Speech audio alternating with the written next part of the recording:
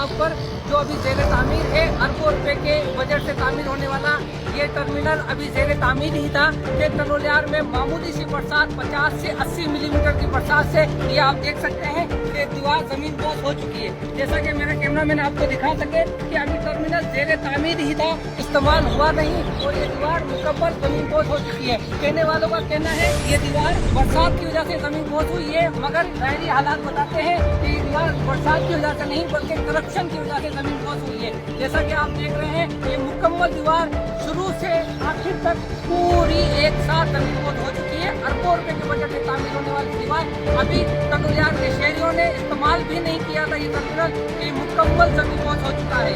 मुकाम वाला से गुजारिश है इसकी वजूहात को आप पता लगाया जाए और इसमें होने वाली करप्शन और इसमें इसके जिम्मेदारान को जल्द से जल्द कटहरे में लाया जाए। आप देख सकते हैं कि ये दीवार मुकम्मल तबाह हो चुकी है, अभी ये इस्तेमाल भी नहीं हुई है। इसके अलावा ये दीवार इसके बराबर में कायम ज़राअत की फसलें हैं जिसकी वजह से कोई जानी नुकसान भी हो सकता था, मगर खुदा का शुक्र है कि जानी नुकसान नहीं हुआ।